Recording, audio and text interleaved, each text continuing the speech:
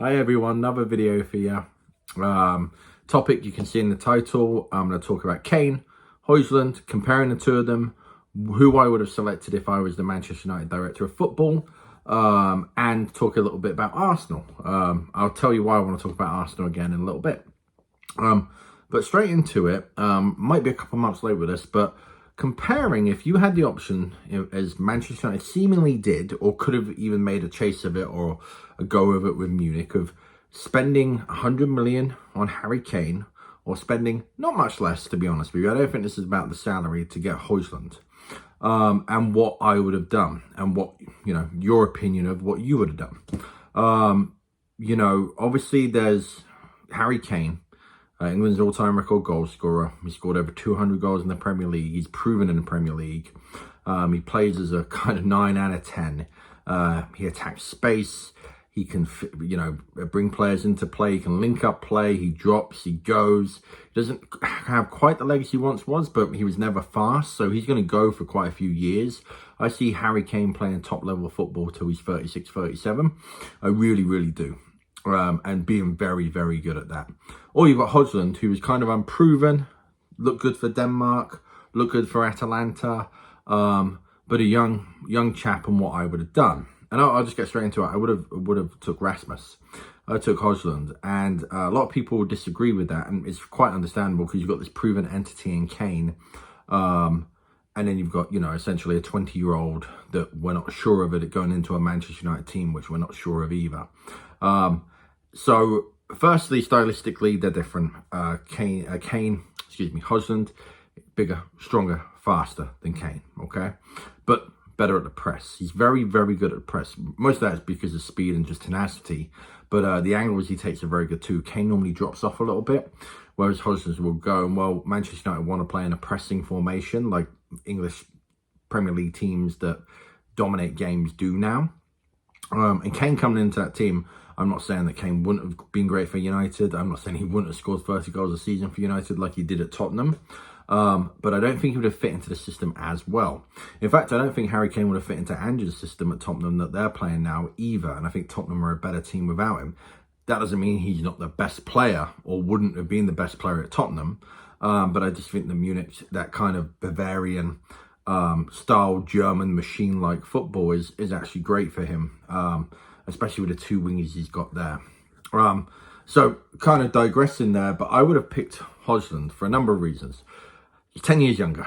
There's a lot of upside, but again, you don't know, is he ever going to be as good as Kane? Maybe not. He might never be as good as Kane, but he still might be a very serviceable, smart decision for Manchester United. Harry Kane's reportedly on over 250 or right around 250 grand a week from what I've seen and read, whereas Rasmus is under 100 grand a week on a 5-year contract. Kane's got a 4-year contract at Munich. I'm assuming that Man United would have done something similar, and Tottenham would have had a buyback clause, which would have been kind of laughable. But I think that the real thing here is that Hojlund's upside, longevity, and the fact that salary-wise, when we've got so many hangers on like Sancho and Martial, Maguire getting paid big salaries that aren't in the starting 11, we had to think about that salary cap as cap. That's an American phrase. But essentially financial fair play, how we can feed into that and how we can pay the players we've got with all the money we've wasted over the last 10 years and ridiculous contracts for Sanchez and Ronaldo and Sancho. And, there's probably a list of 20 players that you could name that were bought on big, big contracts and just didn't deliver. And some of them are still at the club hanging on. So you've got a serviceable striker who looks a real deal. He attacks space. He's big, strong, fast, smart, technically sound, proficient and good at press and fits into our system. And realistically, to compare to a situation in American football with the Indianapolis Colts about 10 years ago now, you have Peyton Manning, Hall of Fame quarterback, one of the best quarterbacks of all time. He was absolutely mustard, obviously. And Indianapolis Colts, what happened was Manning was the guy, the franchise guy. He got injured one season. The team was built to go ahead and then rush the quarterback. That may mean nothing to you if you're a football fan, soccer fan, but essentially that season that Manning got injured, the Colts went like 2-14, right, on a 16-game season, or 1-15, which put them actually number 1 in the draft. They happened to get the top draft pick the year Andrew Luck came out of Stanford University going into the draft. So they had the option of, do we keep this great quarterback that maybe has 3 or 4 seasons left, he could win a Super Bowl with us, or do we take the next guy who's going to be with us for 15, 20 years? And Manning went on and won a Super Bowl with Denver Broncos. Obviously, the Colts selected to go with Andrew Luck and take him. And funnily enough, they had so much respect for Peyton Manning, and he was a legend. They asked him, they brought him into the discussions, and he said to them, you would be stupid not to take Andrew Luck. I've got to be honest. Because he knew he could go anywhere. He loved the Colts. He was a legend there. But he knew that, you know, he's 35, 36 at the time. He had 3 or 4 years before his arm went. Whereas you had Luck coming out, who was the best thing since sliced bread.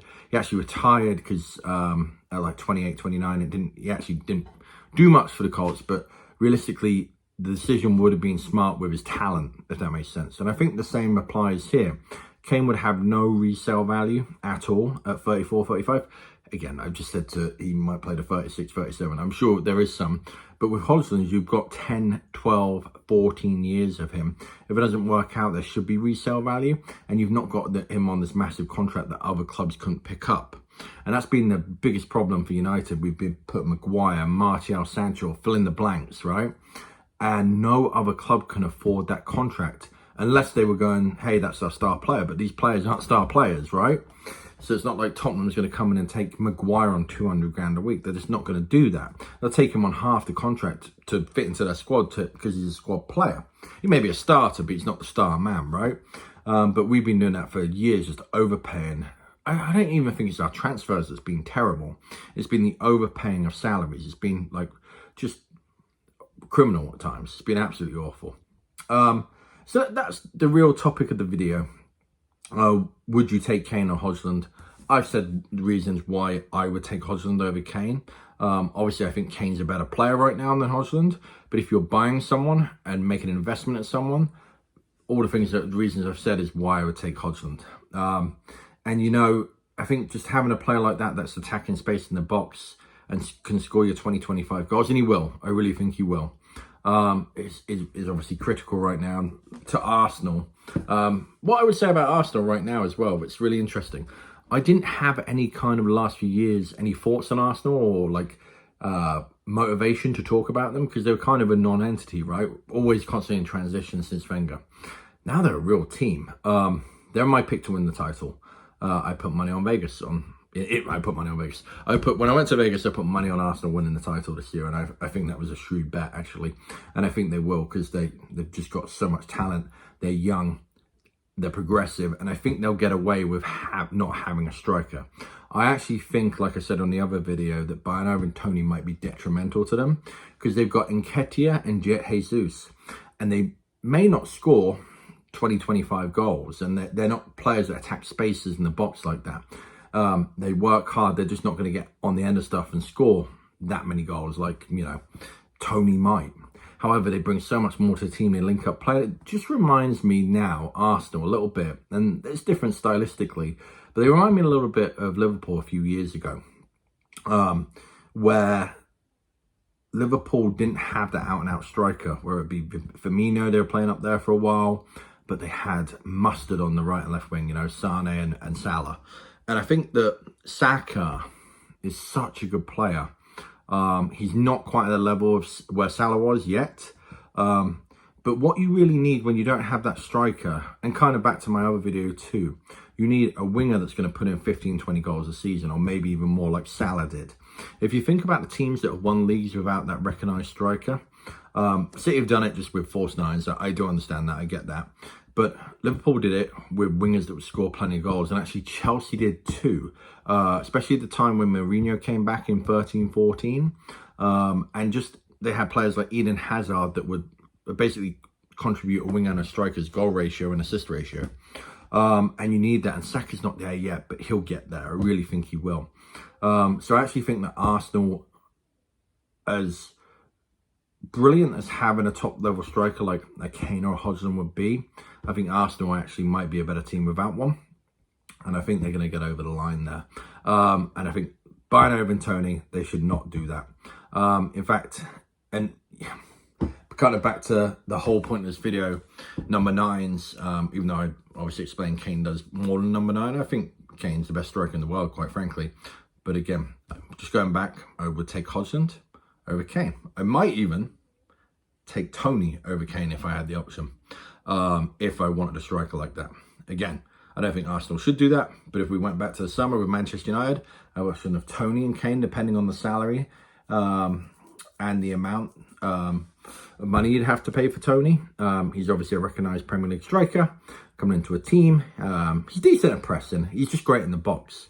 I think he would have fitted in well too. So, I mean, that's just my point about thinking long-term and these decisions that would make Manchester United tick better. And they've made some drastic decisions.